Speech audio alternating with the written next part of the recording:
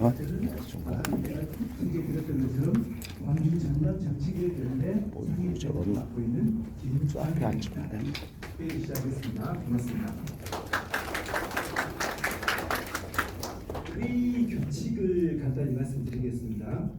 어쨌든 6분이 계셔서 다 한 번씩 다른 안으로 만들어냈기 때문에 이 내용을 가지고 일단 7분 저 앞에 빈자리 있으면 앉으면 되는데 7분이 지나면 제가 이제 간단히 말씀드리고 저거 각자에서 또 모두 발언할 수 있는 기회를 갖고요.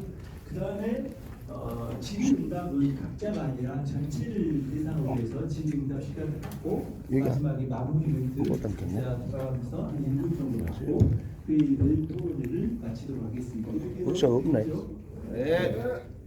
그러면 여기 나눠드리는 자료집에 의해서 순서를 무작위로 했는데요. 먼저 정준호 변호사님부터 이야기를 시작해 보도록 하겠습니다. 갖고 올까요? 네? 다르지?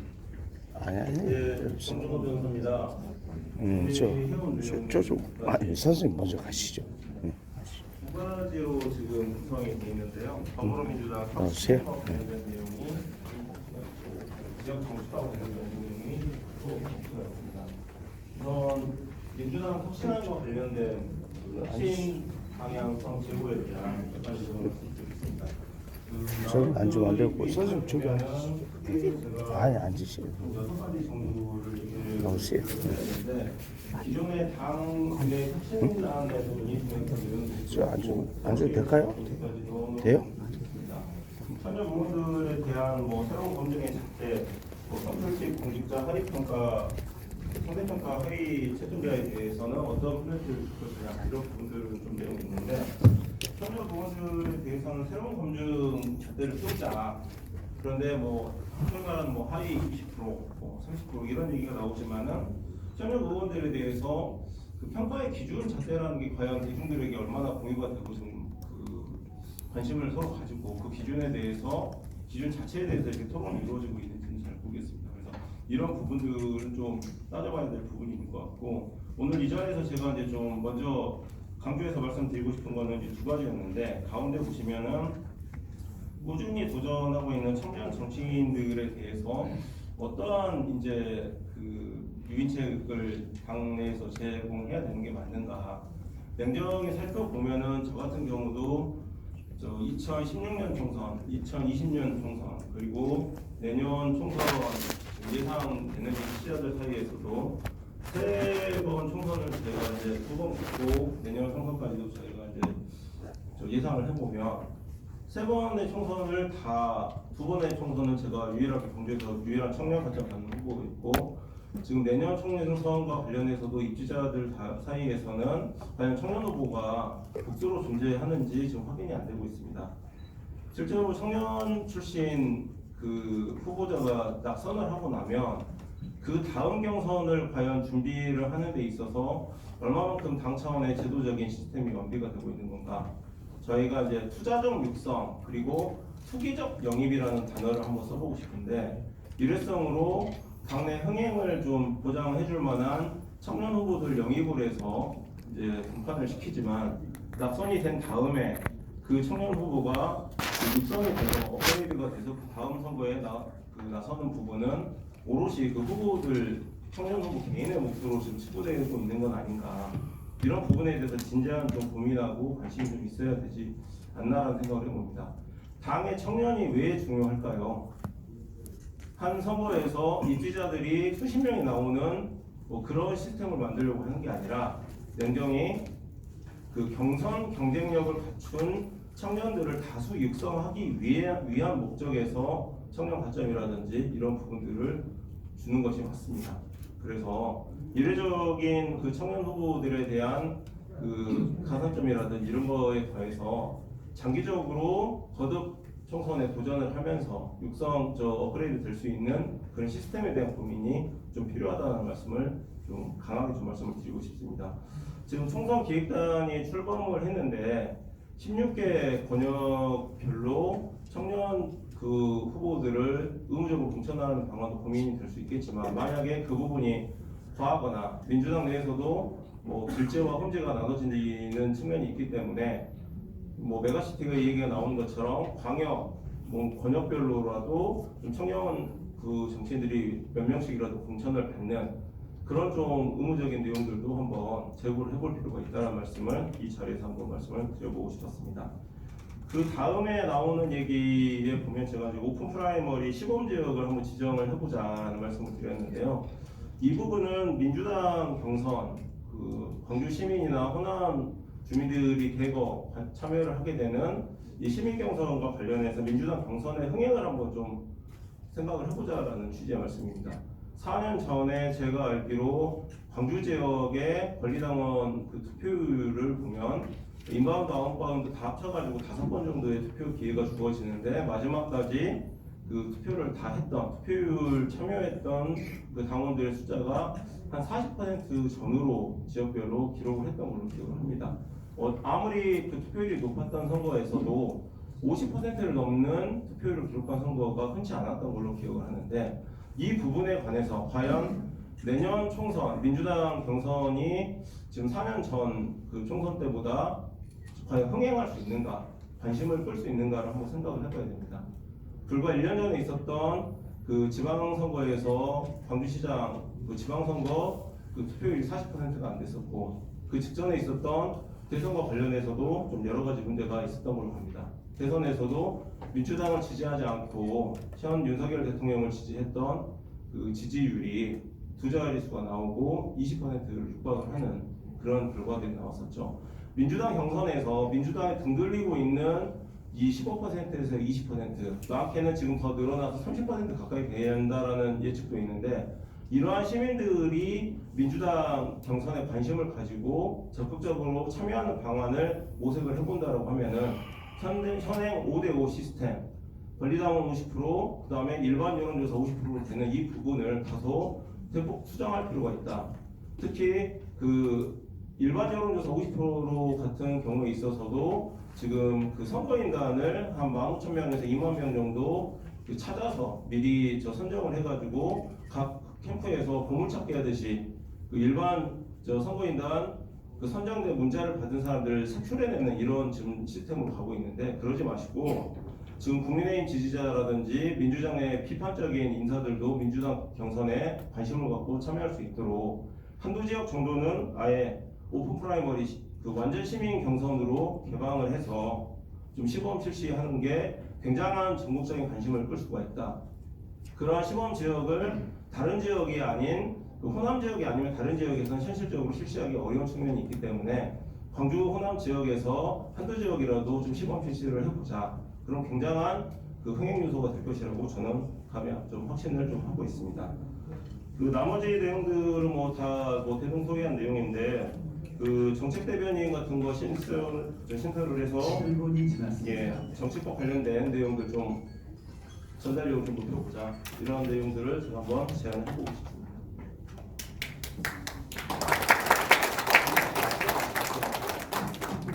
조금 더 이야기하셔도 되는데 지역 그러니까 저희가 오늘 취지가 민주당 핵심 문제하고 실은 지역에 있어서 실은 이제 핵심적인 공약 문제는 대부분 이제 후보들이 자체적으로 알아서 하잖아요.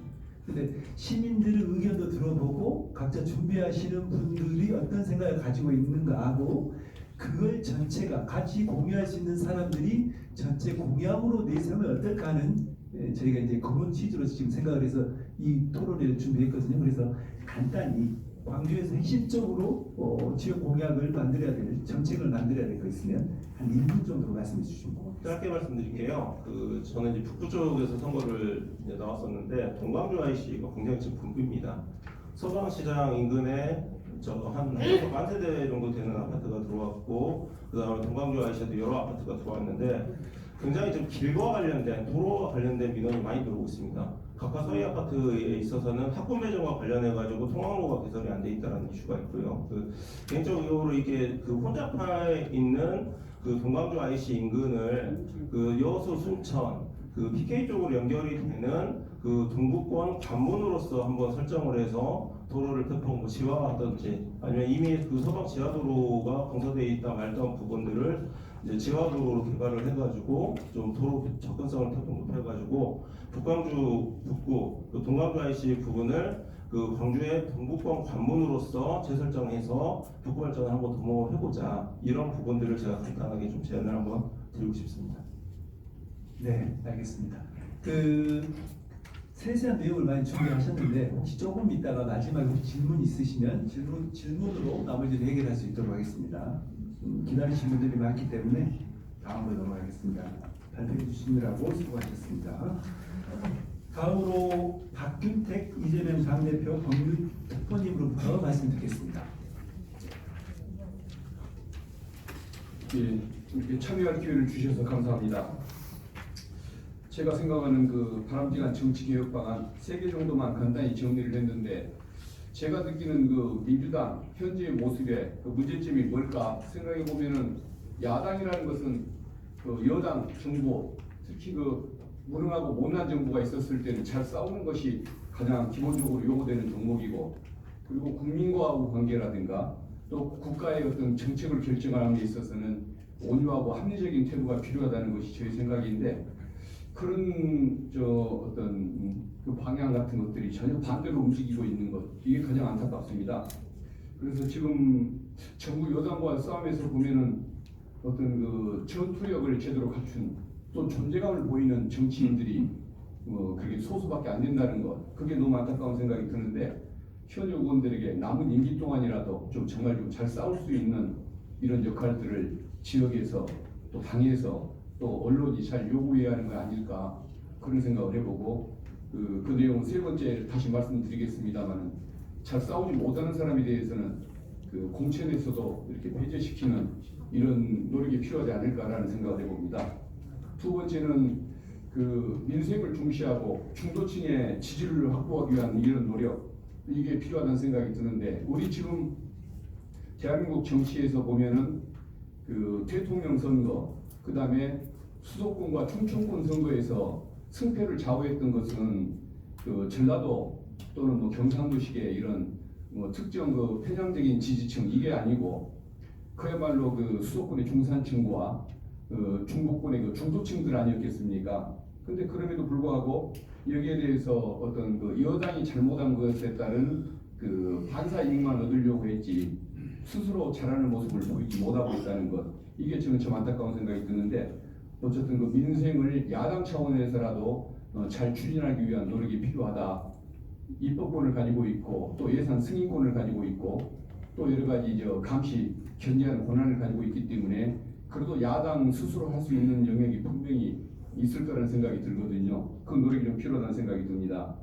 그래서 그럼에도 불구하고 그 일부 의원들이 왜 중도층의 또 중산층의 마음을 얻는 데는 실패하고 자꾸 그 강성 지지층만 눈치를 보고 따라가는 현상을 생각할 그런 행태를 보이는 걸까 생각해 보면, 그것은 제가 보기에는 그 자기의 공천, 자기의 재선이 도움이 되기 때문에 당은 어떻게 되든 집권에서 실패하든 말든 그 강성 지지층의 지지만 받으면 된다라는 이런 행태를 보임으로써 집권에 실패하는 모습을 가져왔는데, 제발 계획만 생각하지 말고 당도 생각하는 이런 태도를 보이는 게 저는 필요하다는 생각을 좀 해봅니다.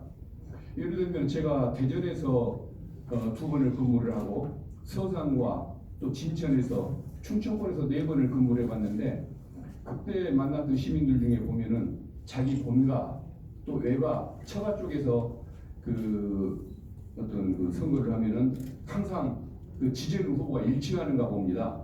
근데 1987년 그 대선 그 직선제 도입 이후에 그 집안에서 찍은 후보가 한 번도 대통령이 안 된 적이 없다고 얘기를 합니다. 예를 들어 그런 식의 어떤 편향성이 전혀 없이 정말 무심하고 중도적인 입장에서 똑같은 선택을 하고 그분들이 선택을 하면은 집권이 이루어지는 그런 위치에 있는 분들, 이런 분들을 불러다가 정책 배심원 제도를 한번 도입을 해가지고 정말 당이 중요한 의사결정을 하고 중요한 그 어떤 그 정책을 결정을 할 때 그분들의 의사를 듣고 결정을 한다고 치면은 중도층의 마음을 얻고 그래서 집권을 하는데 큰 도움이 되지 않을까, 그런 생각이 드는데, 그래서 저는 그 정책 배심원 제도를 도입해 볼 것을 한번 제안을 해봅니다. 그리고 3번째가 큰 정치를 펼칠 수 있는 유능한 후보 여기를 발탁하기 위한 기준을 좀 수립할 필요가 있다라는 생각을 해보는데, 좀 존재감 있는 정치인, 그리고 또 국가적인 또 지역적인 현안을 해결할 수 있는 능력을 가진 정치인 여기를 뽑기 위한 그 기준을 좀 수립할 필요가 있다. 아까 사회자께서 그 뭐 초선이라 못했고 재선이면은 뭐 잘할 수 있다라고 얘기를 한다 하는 의원들이 있다고 말씀하셨는데 저도 그 얘기를 참 많이 듣습니다. 그런데 돌덩이는 4년 더 모셔도 돌덩이 마찬가지입니다. 금덩이는 4년을 잘 보관을 해두면 시세가 올라가서 돈을 벌게 해주는 것이 금덩이인데 그래서 결국은 좀 시민들이 어떤 돌덩이와 금덩이를 잘 구별해서 뽑을 수 있도록 기준을 제시해주는 노력 이게 필요하다는 그런 생각을 좀 드려봅니다. 이게 이제 제가 생각하는 정치 개혁 방안이고요. 다음은 그 지역 정책 현안에 대해서 말씀을 드리겠습니다.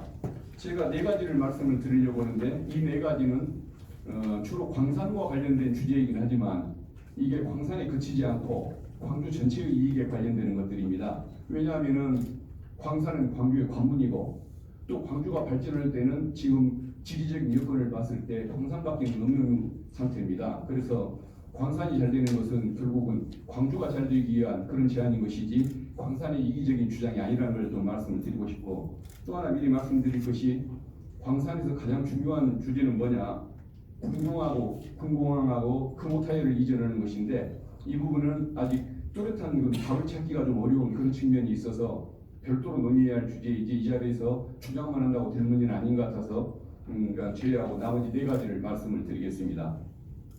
첫 번째는 그 광주형 일자리 완성을 위한 전용 주거단지 조성 이 문제입니다. 광주형 일자리 정책은 임금을 대기업에 50% 수준을 주되 정부가 또는 지방정부가 주거 지원, 교육 지원, 의료 지원을 통해 가지고 사실상 대기업 임금에 준하는 그 소득이나 복지가 주어지도록 한다. 이게 정부의 약속이었고 그게 광주형 일자리의 그 핵심인데 문제는 그 약속을 지키지 않고 있습니다. 전용 주거단지를 지어줬어야 맞는데 그 약속을 지키지 않고 월 30만 원의 임대료 지원만 해주고 있는데 이것은 정부의 또는 그 지방 정부의 신뢰를 깨는 것인데 이러다 보니까 광주 그 GGM 글로벌 그 모터스 이게 지금 그 불만을 품고 떠나가려는 사람이 많다는 것이고 기존의 근로자들이 떠나가려고 하는데 과연 앞으로 빅그린 3단 또 국가 미래차 3단에 그 제대로 된 기업이 들어오려고 할 것인가? 7분이 지났습니다. 네. 7분이 지났습니까? 네. 그렇군요. 네, 그러면 짧게 하겠습니다. 그 부분이 있고 그다음에 두 번째 그 광산을 지나가야 할 지하철 2호선 문제. 이건 사실은 과거에 광산을 지나가야 했음에도 불구하고 서구에서 바로 수안지구로 넘어가게 만드느라고 이것을 빠뜨렸었는데 그것에 대한 미안함 때문인지 광주시에서 도시 기본계획에 송정역과 그 광산 남부 지역을 잇는 그 노선을 지금 예정을 해놓고 있습니다. 지금까지 당연히 했어야 할 일을 하지 않고 있기 때문에 그 부분을 당연히 해야 한다는 말씀을 드리고 싶고 그다음에 제가 그 이울면에다가 자연마을 이거 어떤 3배 정도의 그 어떤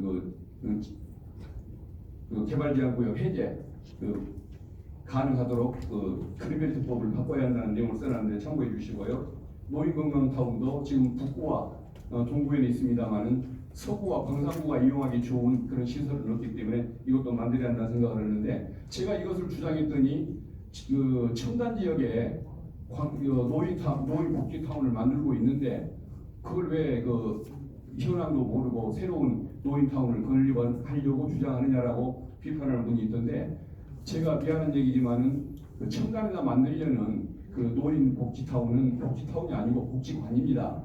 그것을 복지타운이라고 주장하는 것은 마치 그 롯데 새우깡을 새우튀김이라고 주장하는 것과 똑같은 논리이기 때문에 그걸 결코 받아들일 수는 없고 광산 지역에 그 노인복지타운을 만드는 것이 필요하다는 생각을 해봅니다. 이상입니다.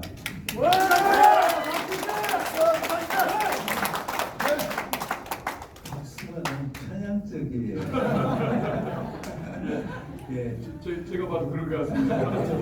아주 고맙습니다. 열정적으로 또 준비를 해오셔서 또 열정적으로 지지를 해주시는 모습은 좋은 것 같습니다. 다만 다른 분한테도 제가 말 끝나도 박수 크게 쳐주시고요. 다른 분들도 박수 크게 치시고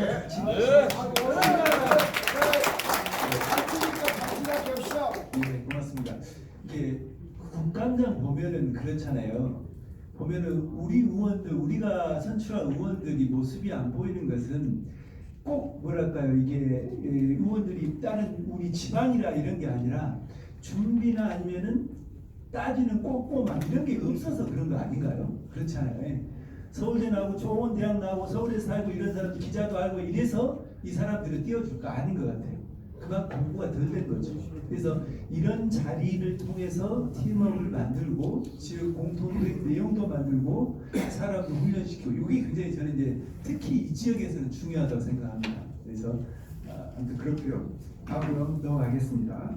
이정락 더민주 정부혁신회의 광주 상임위원장 말씀 듣겠습니다. 반갑습니다. 잘 들린가요? 예. 저한테는 잘 안 들려서. 더민주혁신회의 광주 상임 운영위원장 이정락입니다. 반갑습니다. 반갑습니다. 먼저 사과를 하고 가야 될 것 같아요. 어제 그모 방송국에서 사회자께서 저한테 질문을 하시더라고요. 현역 의원들에 대한 점수를 매기면 얼마 정도 매길 수 있느냐라고 얘기하는데 제가 얼핏 기억에 프론트를 기억하고 있는 것이 좀 있어서 제 주관적인 거 말고 여론조사에서 나왔던 것을 말씀드리면 되겠습니까? 그래서 말씀해 주라 했더니 제가 16점을 드린다 했습니다. 근데 잘못되더라고요. 잘 봤더니 14.6%였습니다. 네, 제가 허위 사실을 유포한 것을 미리 사과드리고요. 어제 잘못됐습니다. 14.6% 현역 의원들에 대한 지지도 14.6%로 나왔던 것을 확인하면 됩니다. 참고로 23년 7월달에 올 7월에 KBS에서 여론조사한 게 있어요. 그걸 잠깐 공유를 좀 해봤으면 좋겠는데요. 민주당 이외의 호남 기반의 새로운 정당, 호남 기반 민주당 말고요. 민주당 말고 호남 기반의 새로운 정당이 나오면 지지할 의향이 있습니까? 라고 얘기를 했더니 그 KBS에서 조사한 겁니다. 좋다라고 생각하시는 분들 43.3%, 좋지 않다라고 보는 분이 45%. 사실은 이 수치를 제가 가지고 나온 게 어떻게 보면 이게 민주당의 현실입니다. 광주 시민들의 민주당을 바라보는 눈높이입니다. 민주당은 버림받았습니다. 버림받지 않기 위해서 할 수 있는 유일한 방법은 무엇이냐? 당이 혁신하지 않으면 우리 광주 시민들은 언제든지 민주당을 버릴 수 있다. 맞습니다. 혁신하지 않는 정당은 국민들에게 버림받을 수 있다. 정치의 1번이라고 하는 가장 진보적이라고 얘기하는 광주 시민들의 생각입니다. 맞습니다. 동의하십니까? 맞습니다. 자료들이 충분히 배포가 되어졌는지 모르겠는데요. 여기 나와 계신 6분의 자료가 거의 대동소이합니다. 그래서 저는 제가 지난번 지방선거와 대선을 보면서 생각했던 것, 그리고 출마를 준비하면서 생각했던 것, 우리 당 혁신해야 될 부분 하나만 딱 얘기하고 마칠 수 있도록 하겠습니다. 민주당 현역 의원들한테 얘기를 하면요, 민주당 공천 시스템이 이해찬 대표 시절에 만들어졌던 시스템 공천이어가지고 하등의 문제가 없고 가장 과학적인 방법이라고 얘기를 합니다. 그러나 저는 거기에 동의할 수 없습니다. 시스템 공천의 핵심 사항은 뭐냐면 당원의 50%와 여론조사 50%를 반영을 해서 우리의 후보를 결정하는 겁니다. 여기 계신 많은 분도 그러겠지만 저희들은 당원을 모집하기 위해서 뛰고 있습니다. 열심히 뛰었습니다. 그 당원을 모집하는 과정에서 불협화음이 엄청나게 많았습니다. 아직 언론에 보도되고 있지는 않지만 누구누구는 돈을 들여서 당원을 모집했다는 얘기까지 공공연하게 돌고 있습니다. 그게 사실입니다. 민주당에서 얘기하는 가장 과학적인 방법이라고 얘기하는 시스템 공천은 실은 범죄자를 양산하는 공천 시스템이에요. 이 공천 시스템을 바꾸지 않으면 우리 당은, 광주 정치는 영원히 이 굴레에서 벗어날 수 없다라고 생각을 합니다. 동의하신가요? 못 하신가요? 지난 5월에 오마이뉴스 기사에 나왔었던 그런 기사 내용 있잖아요. 중앙당에서 얘기한 건 어떤 건지 모르겠지만 광주시당에서 당원 정비 사업을 진행을 했습니다. 당원 명부가 배포가 되어졌고 권리당원 돈을 정확하게 내고 있는 사람들이 확인이 됐고요. 또 3개월 이상, 6개월 이상 미납된 당원이 명부가 지역위원회, 현 지역위원장, 국회의원들에게 배포가 되었습니다. 그리고 선별 작업을 했습니다. 전화 작업을 했습니다. 돈을 내지 않는 당원들에게 돈을 내라고 얘기했고 그렇지 않은 사람들은 얘기 안 했습니다. 50대 50에 여론조사 이 당원 50%를 확보하고 있는 명부를 확보하고 있는 국회의원과 현 지역위원장과 여기 앉아 계신 도전자들 과연 공정한 게임이 될 수 있는가? 게임이 될 수가 없습니다. 예. 저희들은 대공포를 썼죠. 그들은 정확한 내비게이션에 의해서 확보한 명부로 정확한 작업을 하고 있습니다. 이 불공정한 게임이 과연 가장 과학적인 시스템이라고 얘기할 수 있는 것입니까? 그렇지 않습니다. 또 하나, 이 확보된 권리당원에게 다시 일반 여론조사할 때 투표를 강요하고 방법을 알려주고 현직에 계신 분께서 지금도 그런 문제로 기소가 되어 있는 상황이기도 합니다. 자, 이런 시스템을 바꾸지 않으면 안 된다. 자, 전국 지금 김은경 혁신안에도 그런 내용이 사실은 없어요. 김은경 혁신안에 저희 광주 전남 지역에서 요구한 것이 그런 겁니다. 아까 정준호 변호사님께서 잠깐 말씀하셨던 것처럼 광주만이 할 수 있는 방법을 찾아보자. 이 범법자를 양산하는 이 시스템 말고 오픈 프라이머리라든가 아니면 시민 배치문제라든가 이런 다양한 형태를 통해서 정치 실험을 할 수가 있다는 거거든요. 그런데 왜 정치적이 완벽하게 다른 지역과 광주를 동일시하고 그 내용을 그대로 진행하느냐 이런 문제인 거죠. 동의하신가요? 예. 동의하신 박수 한번. 아까 동의를 안 하시는 것 같아서 제가 좀 살짝 당황을 했는데. 그래서 저는 그 민주당의 혁신을 요구합니다. 지금 국민의힘 임요한 위원장이 들어서면서 혁신안을 내가 툭툭 던지고 있습니다. 삼선 우리 당에서 얘기하는 것처럼요. 삼선 연립을 반대합니다. 또 낙동강에서 편안하게 낙동강 밑에서 편안하게 의회 활동했던 사람들을 험지로 출발하고 얘기합니다. 그 사실은 그러나 임요한 혁신위의 안은 우리 김은경 혁신안에 비해서 아주 저급한 수준의 혁신안입니다. 예, 맞습니다. 혁신 경쟁에서 이기지 못하는 민주당은 이번 총선에서 이길 수 없다. 화관을 듭니다. 그래서 광주 시민들과 여기 계신 모든 출마 예정자들이 민주당의 공천 시스템과 혁신을 강하게 요구해야 된다. 거기에 함께할 수 있도록 하겠습니다. 감사합니다.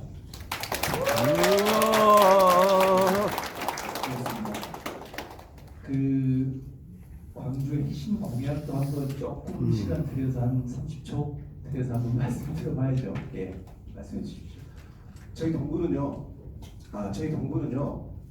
사실은 굉장히 면적이 별로 없습니다. 개발할 수 있는 땅이 없어요. 근데 사실은 몇몇 후보분들께서는 좀 성급하시게 무슨 뭐 단지를 만들겠다 뭐 하겠다 이렇게 얘기하시는데 사실은 그건 연불이 거고요. 그렇게 해서는 안 됩니다. 동구는 동구만이 가지고 있는 이 문화적 정체성, 그 사회적 정체성을 최대화하고 극대화할 수 있는 방법을 찾아야 됩니다. 개발논리로 동구를 발전시키겠다는 논리, 얘기, 그것은 헛공약이다 라고 말씀드릴 수 있겠습니다. 네, 이상입니다. 네, 감사합니다. 대부분이 여기 오신 패널들이 현역 아니고 이제 도전자 입장이시기 때문에 민주당에 대한 공천 문제에 대한 관심이 좀 많으신 것 같고요. 또 하나 이제 넘어야 될 것이 이제 민주당 내에서만 넘어서는 게 아니라 실질적으로 평가를 받아야 될 시민이잖아요. 그래서 공부하시는 자리, 생각하시는 방향, 뭐 이런 것들에 대한 깊이 있는 성찰 또한 필요할 것 같습니다. 다음으로 조현환 광주남 정치개혁연대 공동대표의 발언을 듣도록 하겠습니다. 네, 반갑습니다. 광주경남 정치개혁연대 공동대표 조현환입니다. 반갑습니다. 내년 4월달에 22대 총선이다 보니까 앞선 토론자들의 내용 속에서도 공천 관련한 내용들이 많이 포함되어 있는 것 같습니다. 실제로 민주당의 혁신을 지금 바라고 있는데요. 선거에서 패배한 민주당은 항상 그 혁신 기구를 만들어 왔습니다.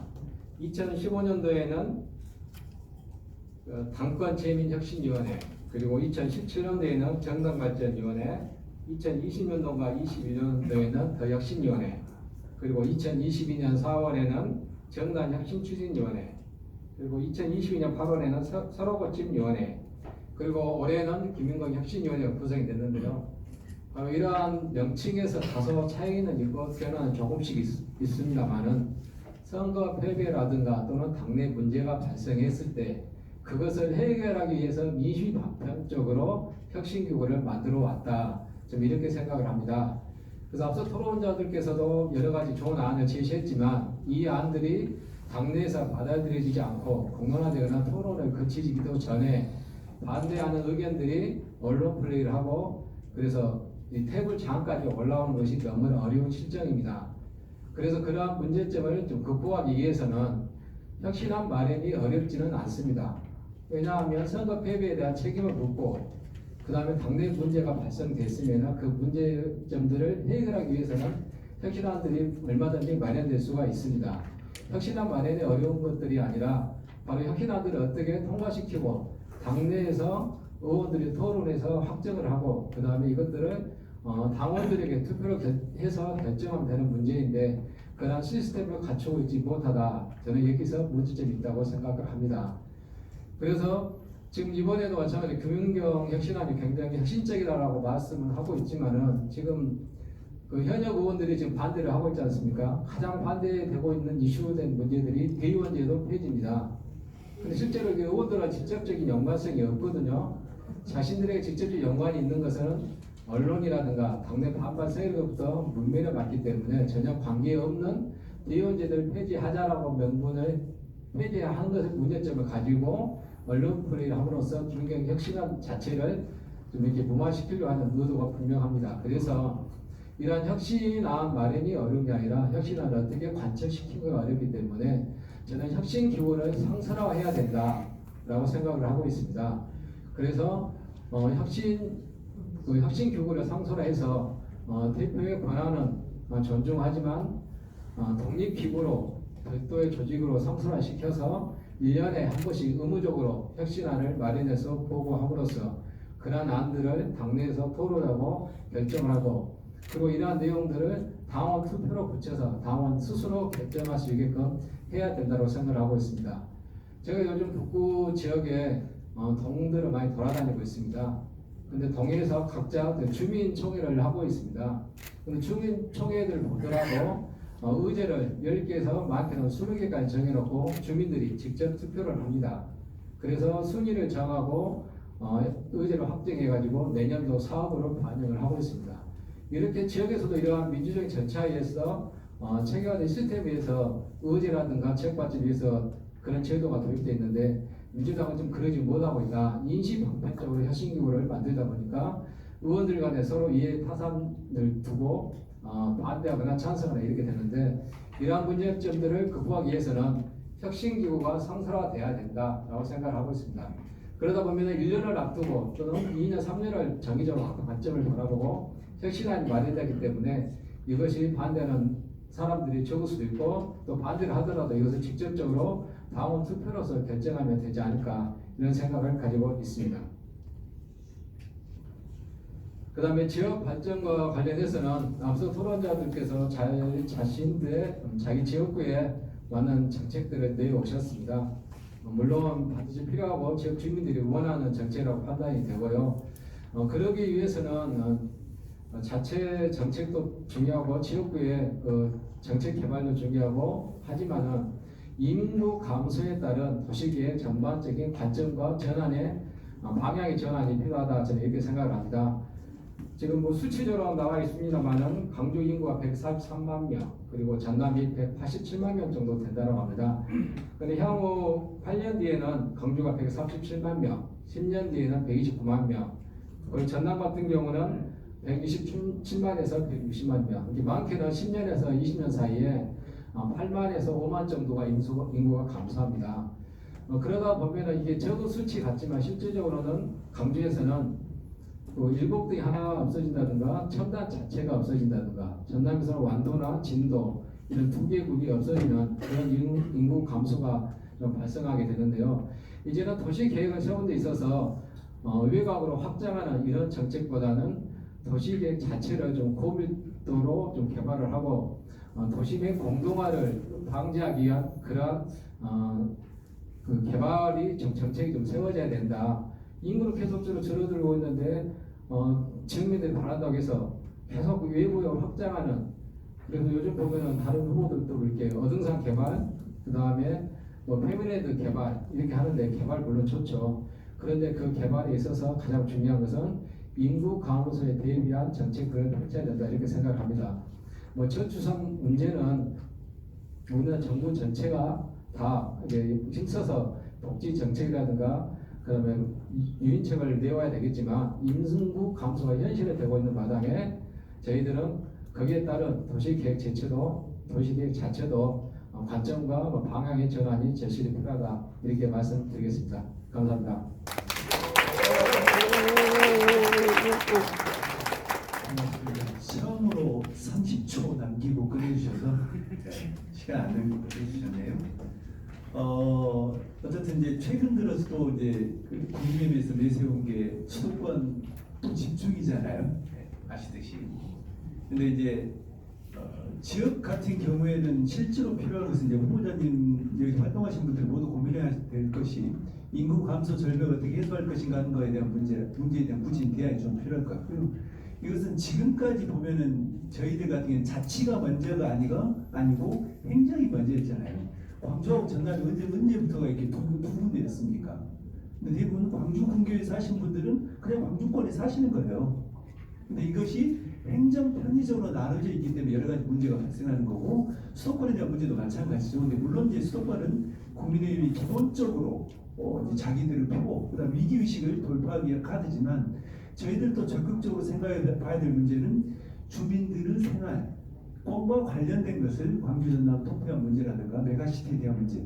메가시티는 물론 이제 부분교육에서 먼저 나오긴 했습니다만은 저희들도 적극 대응해야 될 문제이기 때문에 그 문제도 정책적인 대안을 고민해 보시는 것이 굉장히 중요할 것 같습니다.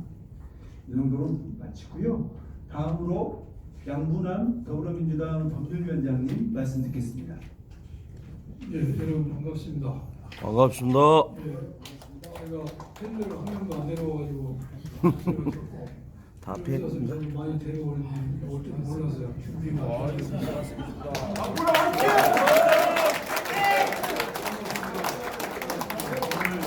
이 토론회가 현역 의원이 한 명도 없이 내년에 총선에 출마할 예정자들만 모아서 한다는 게 약간 아쉬운 점이 있지만은 모든 우리 역사와 세계사의 변화는 힘 있는 자에서 이루어진 게 아니라 소수의 사람들의 의사가 집약돼서 그것이 하나의 미래에 대해서 변화됐습니다.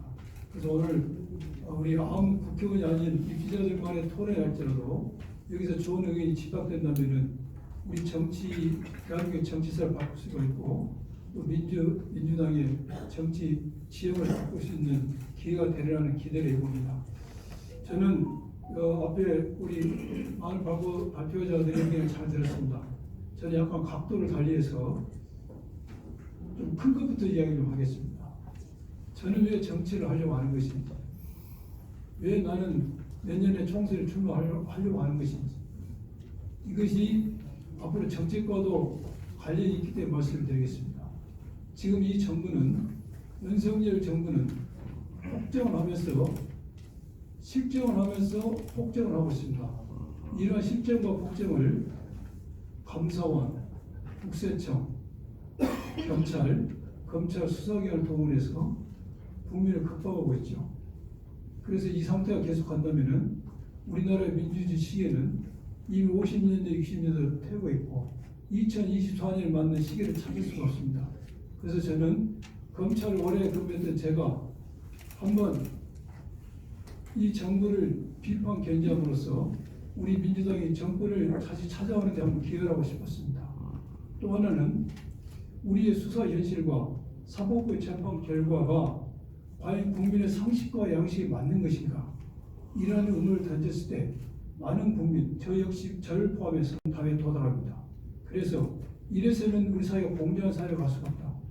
우리 사회가 잘 되려고, 내가 잘 되고 내 자식이 잘 되고 우리 국가가 진정 선진국이 되려면 공정한 사회가 됩니다. 정치, 경제, 사회, 문화 모든 분야에서 공정해야 됩니다. 그렇지 않고서는 우리 사회는 많은 기회비용을 지출해야 되고 후진성을 변할 수는 없습니다. 그런데 저는 30년간 법조인 생활했기 때문에 법조 분야에서 공정한 사회의 틀을 만들고 싶었습니다. 그런데 이 정부를 비판 견제함으로써 정권을 재창출하고 수사와 재판이 국민의 상식에 맞는 사법의 틀을 만드는 데 있어서 제가 변호사로서 계속 외치면은 잘못하면 저 잡혀가요. 이루지 못하고, 그래서 정치인이 되었다고 꿈을 꿨습니다. 그래서 저와 뜻을 같이 하는 많은 동지들과 함께 이러한 새로운 세상을 만들고 새로운 사법 시스템을 만드는데 기여하고 싶어서 제가 정치에 나왔고, 이 말을 했더니 우리 서울 주민들이 야 뭐라 당신 서울 국회의원인데 뭐 서울 발전 어떻게 하려고 그래, 이런 말씀 많이 하는데, 자식이 부모를 위해서 효도하면 너무나 당연한 겁니다. 내가 부모한테 효도하겠다고 외치는 자식치고 제대로 효도한 사람은 없습니다. 지역 국회의원은 당연히 지역구의 문제를 해결하고 지역민의 삶의 질을 향상시키기에 기본 임무입니다. 그 위에 왜 내가 정치를 하려고 하는지, 내가 그리는 세상은 어떤 세상인지는 신념이 필요한 거죠. 제가 그 말씀을 서두에 드리고, 많은 이 관계자들이 민주당의 혁신에서 좋은 말씀 많이 해주셨습니다. 지금 우리 사회 많은 유권자들이 국민의 개념의 혼돈을 가져오기에 정치와 정치인의 혼돈입니다. 정치는 매우 중요한 얘기입니다. 우리 국가의 나아갈 방향을 결정할 뿐만 아니라 정치는 나의 삶의 질을 결정하는 영역이 정치 영역입니다. 그래서 정치인이라는 영역은 매우 고귀하고 신성한 영역입니다. 그런데 그런 고귀하고 신성한 영역을 담당하는 사람이 하고 있는데 그게 정치인이라고 하죠. 정치인에 대한 평가는 우리 모든 국민들이 그게 높은 점수를 주지 않고 있습니다. 그래서 정치인에 대한 부정적인 생각이 정치의 혐오까지 이어가고 있습니다. 이 대목에 있어서 과연 우리 국민들이 정치의 개혁을 바란다면 첫 번째, 정치의 혐오감을 느끼지 않는 게 저는 제일 중요하다는 생각이 듭니다. 정치의 혐오감을 느끼지 않게 하기 위해서는 첫 번째, 유권자 뜻이 제대로 반영된 선거제도, 선거구 획정이 필요합니다. 아직까지 우리 당도 내년 4월 10일 선거를 치를 때 아직까지도 선거구 획정과 선거제도가 확정이 안 됐습니다. 이래가지고는 국민들의 유권자 뜻을 제대로 반영할 수 없죠. 그래서 유권자 뜻을 제대로 반영하기 위해서는 먼저 선거제도와 선거 획정에 대해서 국민들에게 공청을 한다는 데 대해서 이런 확정해야 됩니다. 또한 이렇게 만드는 제도 안에서 정치인을 뽑았다. 그런데 정치인들이 우리 국민들을 실망시켰을 때 그게 대안이 뭐죠? 우리를 얼마나 기다려야 됩니까? 4년 기다려야 되죠. 예를 들어서 그 정치인이 사법적으로 처벌을 받아서 보궐선거를 하는 경우를 예로 치고, 그런 사법적 처벌을 받을 정도가 아니라 할지라도 유권자를 실망시키고 국민을 실망시킴으로써 많은 정치의 혐오감을 자아내는 국회의원들이 어떤 퇴출 제도가 없어요. 그래서 저는 지자체 장애에 대해서 주민 소환제가 있는 것처럼 국회의원이 사법적 처리를 당하지 않는다 할지라도 국민 소환제가 있으면 어떻겠는가. 그래서 국민들로 염증을 안 느끼게 하는 게 좋다. 이게 정치개혁 생각이 들어서 국민 소환제를 제가 한번 제안을 해보겠다. 또 하나는 이렇게 당에 국회의원이 들어왔을 때 잘하면 좋은데 거대 야당이 됐어도 또 거대 여당이 돼서 의석을 많이 차지할수록 또 선수가 많을수록 가장 민주주의의 국회의원이 보수화되고 관료가 됩니다. 우리 거기에 되는 거죠. 이러한 것을 어떻게 해소할 것인가가 큰 문제라 생각이 듭니다. 이 문제는 관료화되고 보수화된 당과 관료화되고 보수화된 의원을 어떻게 우리가 이렇게 바꿔낼 것인가 문제는 새로운 피를 수혈하는 데 있어서 새로운 피의 수혈이 쉽게 되는 제도를 장착해야 된다 생각합니다.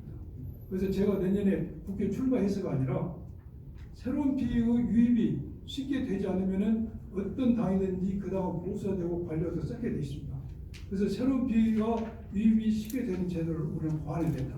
그게 뭡니까? 첫 번째 뭐가 있죠? 신입 가산점이 있죠. 20%. 이것만 보고 저는 부족하다고 생각이 듭니다. 제가 내년에 신입 가사가 아니라 보십시오. 지금 국민의힘은 제가 알기로는 대의원 권리당원의 명부를 아마 다 공개한 걸 알고 있습니다. 그런데 우리 민주당에서는 당원 경선이 되면은 권리당원 명부를 알아야 되지 않습니까? 근데 권리당원 명부를 지역위원장 정도 하면 알기가 용이하겠죠. 내가 안다고 단언하지 않습니다. 예. 그리고 이렇게 우리 같이 입지자들은 모르는 거죠. 모르면은 어느 발표자가 말한 것처럼 예? 할 말이 많은데 지금. 그래서 이러한 신임 당원 명부도 공개를 전 후보자들에게 주고 플랜카드 문제도 그렇습니다. 아주 사소한 문제지만은 우리 비싼 돈 들여서 플랜카드 거는데 하루에 저랑 다 떼버려요. 지역위원장이 아니기 때문에 너무나 불공평한 겁니다. 맞습니다. 이래서는 새로운 피가 유입될 수가 없습니다. 그래서 그래야지만이 정치가 계획되고 우리 민주당이 계획될 수가 있습니다. 말 더 이상 하면 안 됩니까? 그리고 우리 강주시의 전체적인 발전 방향 사업은 저는 지금 금년에 우리 정부가 4대 권역에 5대 메가 지역 프로젝트를 짰습니다. 그래서 금년 4월에 우리 광주 전남이 초협력 예를 들어서 AI 반도체 공모에 우리가 합격이 됐어요. 광주 전남이. 그리고 그에 관한 법안에도 논의를 통과했습니다. 그런데 예산이 배제가 됐다고 원래를 들었어요. 그래서 우리 국회의원들이 된다면은 국회의원들은 지역 발전의 주연이 아닙니다. 조연입니다. 지역 발전의 모든 결정한 것은 지자체장이고 우리 국회의원들은 지자체장이 결정한 그 정책이 잘 수행될 수 있도록 행정부를 견제하고 법을 만들어주고 예산을 따와야 되는 것입니다. 그래서 우리 강주의 먹거리는 앞으로 미래 산업 먹거리는 AI 반도체가 자리를 잡도록 우리 국회의원들이 이 강주시의 그 8명이 광주시의 지자체장과 톱니바퀴처럼 돌아가면서 예산을 따오는데 주력하는 게 강주의 발전을 가져다는 생각이 듭니다. 할 말은 많으나 이만 줄이겠습니다.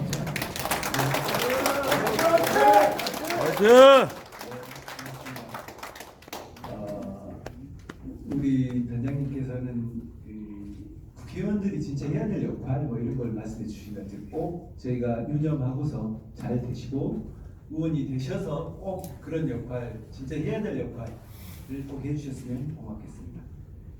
그러면 이제 마지막 순서인데요. 우리 정진호.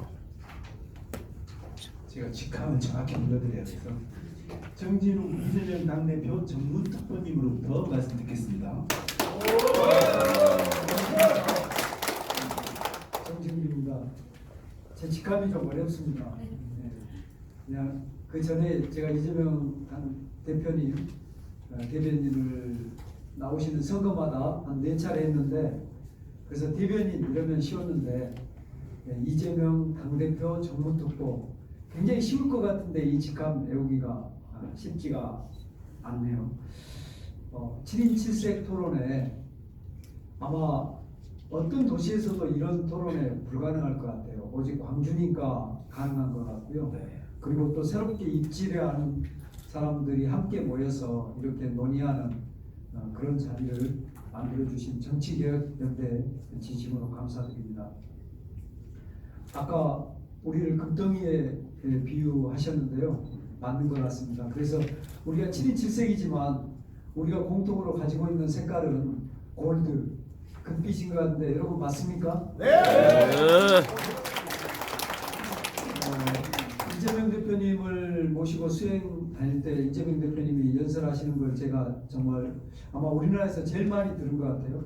모든 선거에 다 다녔기 때문에 수백 번을 넘어서 수천 번을 들은 것 같은데 그때마다 하시는 말씀이 정치는 정치인이 하는 것 같지만 것이다.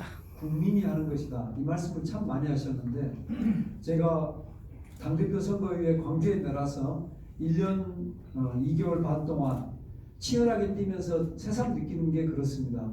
지금 우리가 7명의 7인 7색으로 정책을 내놨지만 제가 이걸 읽으면서 느끼는 게 뭐냐면 제가 누누이 지역을 다니면서 들었던 그 우리 지역민들, 주민들의 말씀이 여기에 담겨 있습니다. 이것을 어떻게 실천하는가? 자기 자신의 포부 이전에 주민들이 생각하는 것을 실천하는 그것이 정치인의 책무이고 또 능력이라고 생각합니다. 이걸 하지 못한 정치인들이 이렇게 이야기합니다. 저는 초선이니까, 저는 또 어떤 이유가 있어서. 근데 앞에서 말씀하신 것처럼 유능한 사람이면 초선이어도 잘할 수 있습니다. 무능한 사람은 초선이 아니라 3선, 4선이어도 못하는 겁니다. 맞습니다. 그런 점에서 본다면 지금 현재 이탄희 의원, 용해인 의원, 또 김용민 의원 얼마나 초선이면서 잘하는 사람들이 있습니까? 맞습니다. 저는 이렇게 모인 7인 7색의 사람들이 광주를 대표하고 또 광주를 이끌고 나아가서는 대한민국을 이끌면서 주민의 의사를 정확히 반영하는 정치를 잘할 수 있을 것 같은데 여러분 어떠십니까? 맞습니다.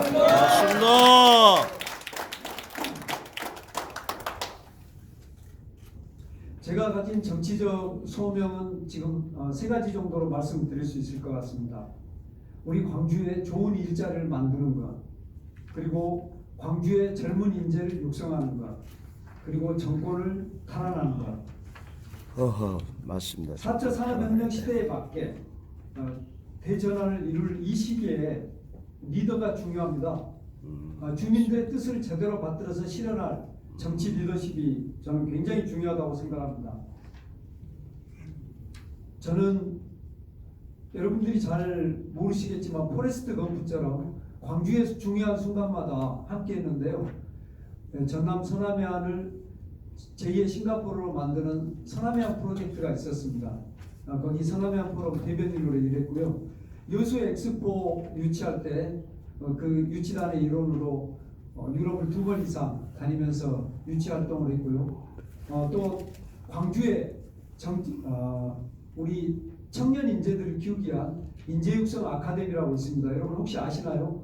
아마 여러분의 자녀 중에 그곳을 거쳐간 사람들이 있을 겁니다. 수천 명이 그것을 거쳐가는데 그것을 만들었습니다. 근데 사람들이 잘 모릅니다. 정진웅 너 뭐 했냐? 그래서 저는 광주의 포레스트 검프입니다. 이런 말 하고 나는데요. 그렇게 우리 광주 전남의 미래 성장을 고민하면서 제가 우리 지역을 어떻게 발전시킬까 가지고 있는 보관을 좀 말씀드리겠습니다. 우선 우리는 광주는 발전의 큰 그림은 잘 그린 것 같습니다. AI라든가 또는 자동차 소부장 단지 잘 그렸는데요. 여기에 광주 남구를 중심으로 한 에너지밸리, 이 산업도 미래의 우리 가장 중요한 먹을거리 산업입니다. 그래서 이제 광주 전남 에너지 혁신벨트 구역이 저는 지금 현재 나주로만 혁신도시가 돼 있지 않습니까? 이걸 광주 남구 대촌역까지 확대해서 혁신도시를 명실상부하게 광주 전남 공동 혁신도시로 만들고 그 자리에 한전 연소를 유치하는 게 필요하다고 봅니다. 그리고 우리 광주 전체를 발전시키는 또 하나의 방안이 광주를 지역별로 대학도시로 만드는 구상인데요. 연구와 산업이 공동 발전하는 이런 대학도시 구상은 예를 들면 보스턴이라든가 큰 중요한 도시마다 한 지역들을 그런 대학도시로 만들어서 산업과 연구가 함께 가는 그런 활력의 도시를 만들고 있는데 우리도 마찬가지로 그렇게 가야 된다고 보고요.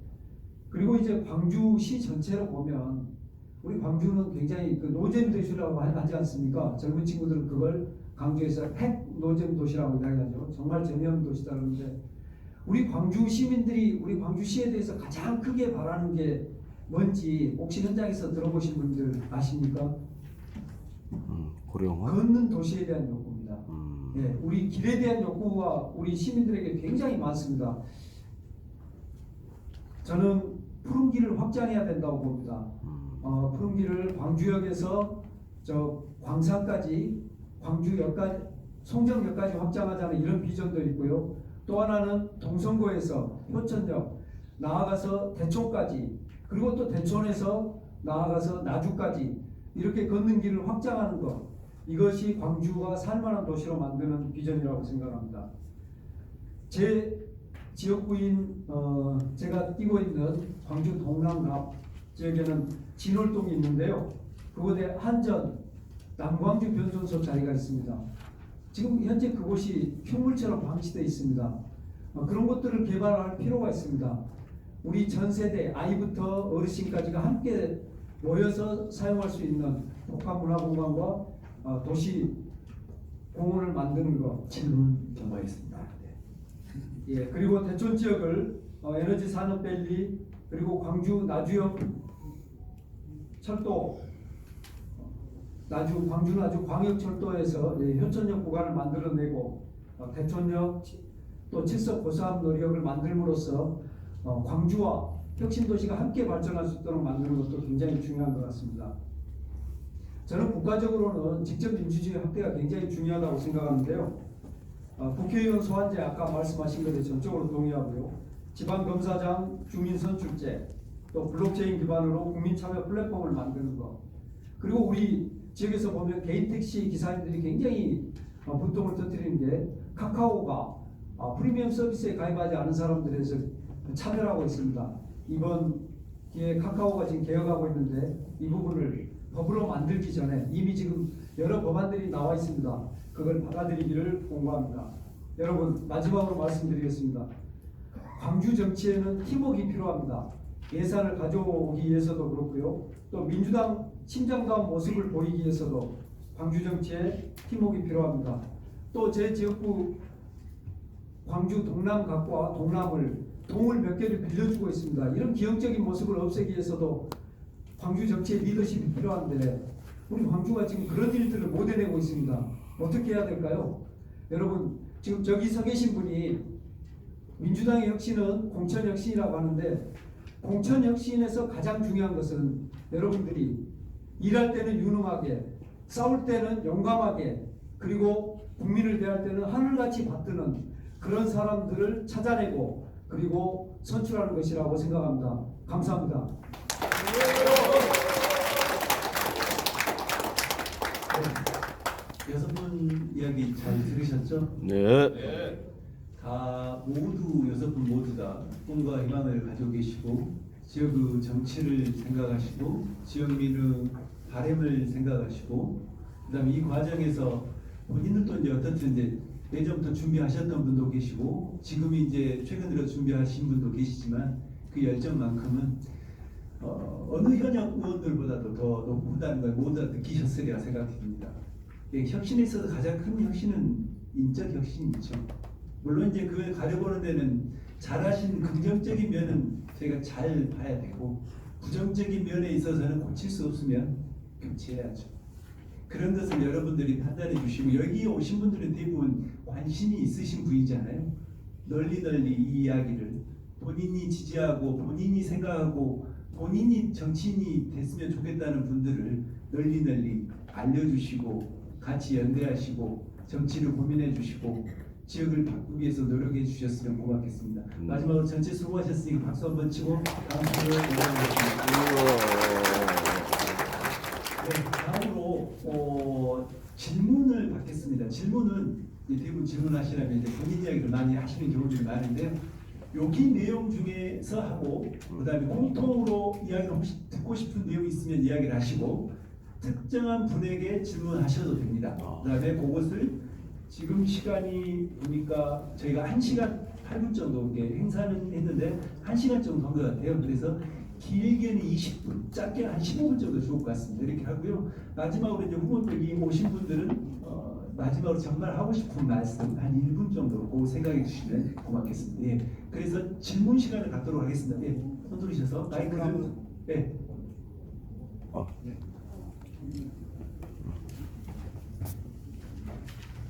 예, 북구 갑에 사는 김웅입니다.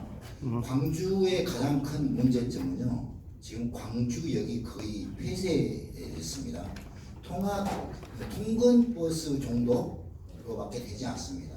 아까 지금 여러 후보자님들께서 말씀하셨다시피 푸른길 사업 이런 것도 필요하고요. 그 길을 그 철도만 없애면 얼마큼 많은 문화 공간, 걸을 수 있는 공간이 형성될 건데 그게 지금 거의 10년 동안 지금 철벽처럼 쌓여 있습니다. 가장 그 심장을 나누고 있는 담벼락이라고 생각하는데 거기에 대한 해법, 조속히 이루어질 수 있는 해법들을 여러분들한테 묻고 싶습니다. 이상입니다. 네. 이 문제는 혹시 답변 이렇게 이 문제는 이제 고민을 하신 분도 계시고 안 하신 분도 계시고 필요에 따라서 이제 초에 이제 의원이 되시면은 그 지역뿐만 아니라 이건 공통 여론이기 때문에 왜 그러냐면 그 지역은 이해관계에 걸리잖아요. 그러니까 대안을 마련 굉장히 어렵습니다. 오히려 공통 공약으로 가져가면 이것도 더 얻어먹고 실질적인 대안이 나올 수 있기 때문에 그 문제에 대한 혹시 답변을 주실 수 있으신 분은 주시고 네, 잠깐만요. 네네 주시고 이 문제는 이제 공통으로 해야 될 필요성 공약을 걸 필요성이 있으면 같이 이야기해서 공약을 거는 문제까지 추후에 생각해 보도록 하겠습니다. 네. 네. 저는 이 문제를 가지고 광산에서 정책 토론회를 열었습니다. 광주역은 아까 말씀하신 것처럼 셔틀버스, 셔틀 기차죠. 셔틀 기차인데 버스처럼 한 14명이 이용한다고 합니다. 그러니까 봉고 잔대 분량의 인원이 오가는 것이고 그 다음에 새마을호 문화호가 여전히 운영되고 있지만 한편에 한 40명 정도가 타더군요. 버스 한 대 분량의 사람이 탑니다. 그리고 말 나온 김에 여기 서광주역 이용자가 한 편당 4명이더군요. 택시 한 대 인원이 그렇게 타고 다니면서 광주를 이렇게 동서로 남북으로 갈라놓고 충물스럽게 저렇게 장벽처럼 작용을 하고 있는데 이것은 당연히 저는 폐지가 돼야 할 문제라고 생각을 합니다. 그래서 저는 그렇게 생각을 하는데 북구에서 싫어할까봐 제가 여기서 주제를 넣지 못했는데 북구에서 마침 그 말씀을 해주신다 보니까 너무 다행으로 생각이 들고 출마자분과 예. 출마자 그래서 일단 저는 전적으로 찬성하고 거기를 푸른 길 또 여러 가지 테마 공원으로 만들 필요가 있다는 생각을 가지고 있다는 점을 말씀드립니다. 네, 알겠습니다. 오히려 이제 그 당사자인 것 같아서 우리 박현태 변호사님께 먼저 말씀드리도록 했고요. 여러분 우리는 그 이런 말 있지 않습니까? 그냥 보통의 정치인은 다음 선거를 생각하고 그리고 훌륭한 정치가는 다음 세대를 생각한다 이런 말이 있는데요. 우리가 뭐 그 훌륭해서가 아니고 적어도 우리 민주당 민주주의의 심장 민주주의의 성지인 광주라면 우리가 어떤 문제를 바라볼 때 아주 짧은 내 이익보다 공동체 전체의 그 이익을 가지고 고민하는 게 저는 필요하다고 생각을 합니다. 예를 들어서 우리 기차가 이제 놓아지면 아까 말씀드린 것처럼 기차가 놓아지는 순간 어떻게 됩니까? 도시가 두 개로 나눠지죠. 철로라는 특성상. 그러면 광주, 나주, 광역철도를 저는 바라보면서 한 가지 걱정이 듭니다. 그동안에 사람도 또 그 짐승도 또 쉽게 오왔던 길들에 이제 장벽이 생기고 그 도시가 두 개로 나눠집니다. 그리고 또 기차를 넣는 비용은 굉장히 많이 들거든요. 그러면 광주, 나주, 광역철도 노선에서 효천역까지는 기존 노선이 있지 않습니까? 근데 이제 그곳을 지나게 되면 그때부터 새로 철도를 놔야 됩니다. 그러면 자기 땅 주변에 역사가 들어서는 분들은 굉장히 반기겠지만 그 나머지 선에 있는 곳에서는 도시가 두 개로 나눠지게 되거든요. 이럴 때 우리가 더 길게 보고 예를 들어서 트램을 놓는 것도 생각해 볼 수 있습니다. 기존 도로 위에다가 도로를 넓혀서 트램을 놓는 것. 그러면 도시가 전혀 나뉘지 않거든요. 비용은 3분의 1입니다. 그 다음에 또 BRT를 놓는 것도 생각해 볼 필요가 있습니다. BRT라는 것은 버스가 전용 차로가 있어서 달리는 겁니다. 아까 뭐 기차 차량 안에 4명이 앉아 있는데 아마 버스로 되면 거의 그 버스가 다 차서 달릴 겁니다. 예를 들어서 트램은 또 관광용으로도 굉장히 큰 효과를 발휘하거든요. BRT면 비용이 10분의 1로 줄어듭니다. 그리고 그렇게 아껴진 예산, 그건 물론 국가의 사업입니다. 국가 사업으로 정해졌기 때문에 국가 사업 우리가 받아먹지 않으면 우리가 손해다. 이런 방식으로 해서 받아들이기보다는 그 줄인 만큼의 예산을 다른 방식으로 우리가 따서 그걸 다른 곳에 투자하면 우리는 훨씬 더 큰 승수를 효과를 누릴 수가 있습니다. 네. 그런 방식으로 접근하는 그런 좀 우리 광주 전체를 생각하는 미래를 생각하는 판단들을 이 자리에 모인 분들이랑 한번 같이 해보기를 요청드립니다. 네, 고맙습니다. 예. 광주역 KTX 이제 셔틀 열차 폐지와 관련해서 제가 일주일 딱 전에 광주일보에 제가 기고를 한 글이 있는데요. 그 지금 질문하신 분 혹시 사시는 곳에서 송정역까지 택시 타고 서울로 가시는 택시비 얼마 정도 나오시던가요? 겁나게 많이 나옵니다. 글쎄요, 저는 택시를 거의 타본 지가 제가 급해서 타보면 그 출퇴근 시간은 많게는 25,000원까지 제가 내봤습니다. 제 말을 잘 이해를 못 하시는 것 같은데요. 그 제가- 철길을 없애고 예. 우리가 서울처럼 지하철을 놓는다든가 정진욱님처럼 트랩을 놓는다든가 하는 방법도 있지 않습니까? 그 부분 굳이 말씀 거기를 드릴게요. 예. 방음벽을 쳐서 네. 공소로 갈라놓다시피 제가 슈퍼를 한번 가려고 해도요 한 200m를 돌아서 가야 됩니다. 네. 바로 앞인데도. 어떤 취지인지 충분히 이해했으니까 답변 답변 드리겠습니다. 우선 당장은 송정역 가는데 불편한 교통비용 줄이는 정책이 필요하니까 임시적으로 셔틀열차 폐지에 대해서는 누리로 열차라든지 전기열차라든지 이런 걸 좀 긴급 편성을 좀 해야 되고요. 장기적으로는 지금 그 푸른길이라고 하는 게 광주에 지금 걷는 길로서 이미 브랜드화가 되어버렸습니다. 그래서 송정역과 그 광주역을 잇는 부분도 폐선부지로 활용을 해가지고 걷는 길을 조성을 할 수 있는데 그 부분 장기적으로 찬성을 하고요. 다만 이제 지금 뭐 우리 정재욱 저기 특보님께서 PRT나 뭐 이렇게 여러 가지 말씀을 해주셨는데 개인적으로는 그 부지가 넓기 때문에 그 부분을 완전히 폐쇄하는 게 아니라 그 전기 버스로서 공해나 소음이 적은 양의 그 셔틀 버스를 이제 도입을 하고 나머지 부분을 이제 걷는 길로서 장기적으로 조성을 하는 게 시민들 수요에는 좀 맞는 방법이라고 생각을 하고 있습니다. 네, 고맙습니다.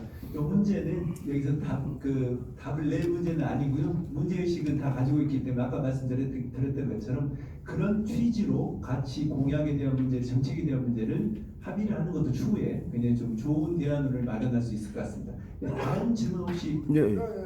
예 여기 먼저 앞에 예, 할까요? 제가 잠깐만 기다리십시오. 가봐야겠고.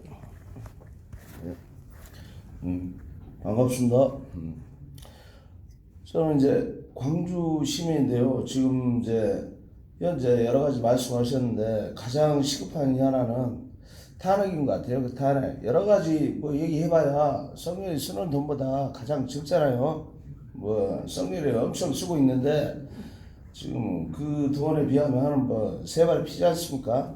그 성렬이 탄핵이 자나깨나 탄핵, 안지나서나 탄핵 이걸 생각하고 있는데 지금 여러 후보님들이 지금 이 나라의 가장 큰 문제는 뭐 여러 가지 뭐 지방의 문제, 뭐 대한민국의 문제 가장 많은 문제가 있겠지만 가장 큰 문제는 윤석열이 탄핵입니다. 이 탄핵에 대해서 선생님 후보자님들은 어떻게 생각하시는지 그 의견을 듣고 싶습니다. 그리고 어떻게 싸우려는지 그런 의견도 같이 듣고 싶네요.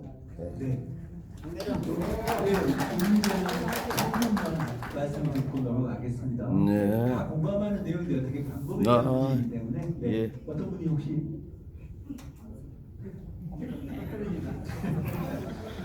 아까 우리 예, 제가 말씀드리겠습니다.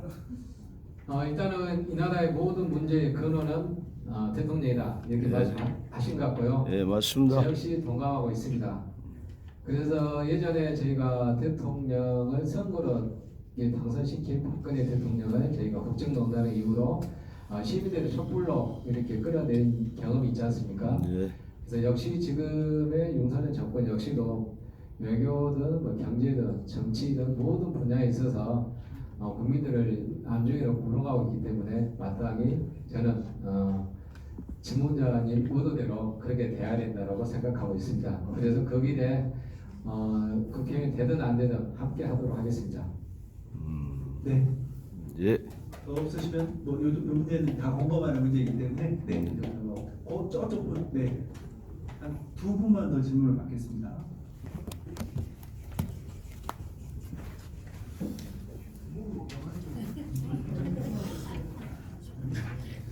지금 저희가 듣고 싶은 거는 하시려는들이 뭘 하겠다 하는데 내 손에 뭘 들고 내 걸 내려놓지 않고 이걸 하겠다는 것은 좀 확신하고 그 뭐라고 해야 돼? 의원들의 특권 내로는 어떻게 되는 것인지 아까 말씀 나왔던 거는 술을 많이 먼저 먹고 있어요. 심사장 아시잖아요. 그렇듯이 내가 의원이 됐을 때 내놓을 것이 무엇인지를 듣고 싶습니다. 이 문제는 이제 조금 논란을 또 근무를 해야 하니까 먼저 나왔습니다. 시덥. 미안합니다. 오늘은 14일. 오늘 14일. 11월 14일.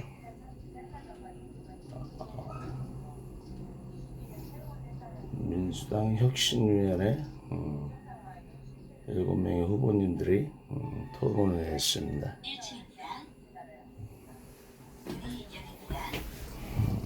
여기는 광주시의회인데 이제 후보님들이 토론을 했고 나는 이제 오늘 오후 근무를 해야 해가지고 먼저 나왔습니다. 오늘 역시 모르겠습니다. 저 분들 중에 얼마만큼 제가 마지막 드렸던 질문에 그래요. 그 민영배 의원이 광산구 의원인데 지금 광주에서 그렇잖아요. 민영배 의원 빼고 다 바꿔야 한다 그러잖아요. 민영배 의원이 광산구 현안은 얼마나 실행하는가는 잘 모르겠어요. 근데 저도 민영배 의원 광주에 살면 찍고 싶어요. 왜? 계속 싸우잖아요. 나쁜 것들, 불행한 것들과 계속 싸우고 있잖아요. 그러면 돼요. 그러면 물론 이제 정책적인 거 그런 것도 이제 봐야겠지만은 이렇게 싸우는 모습만 보여줘도 부분의 역할을 국회의원으로서 국민의 마음을 국민의 입을 대변하고 있잖아요. 그러면 된 거 아닙니까? 그렇게 안 하는 사람들이 많이 있잖아요. 광주에. 그러니까 그런 사람들 이제 다 바꿔야 한다. 응? 물갈이해야 한다. 그런 얘기가 나오는 것이 그것 때문이잖아요. 국민의 마음을 국민의 입을 대변하지 않고 있어. 그럼 되겠어요? 그럼 안 되지요. 여기는 무등산을 형상화했는가 보네요. 여기는 뭐 파는 건가? 고구마 왔다 엄청 크네. 이거는 파는 게 아니라 보여주는 건가 봐. 둥근마? 마가 둥근해. 이야, 호박에 요 대봉. 야따 요거 엄청 맛있겠네.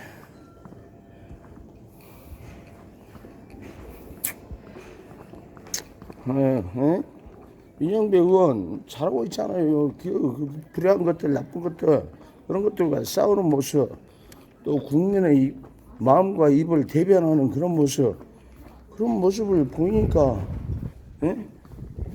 국민들이, 시민들이 또 더 하라고 지금 민영배 의원 계속 서울에서 싸우고 있으니까 어때요? 또 여기 광산군 내려와서 그 운동 안 해? 운동 안 해도 또 뽑고 싶잖아요. 그런 자세가 필요하다니까요. 광주에 다른 의원들 어디가 짱박해 뭘 하는가 모르겠는데 이렇게 불행한 것들, 나쁜 것들과 싸우는 그런 모습을 보여주면은 국민들이, 시민들이 지지하고 또 재선, 삼선 계속 뽑죠. 그러지 않겠어요. 그런 모습을 보여야죠. 지금 의원들 중에, 후보님들 중에 얼마나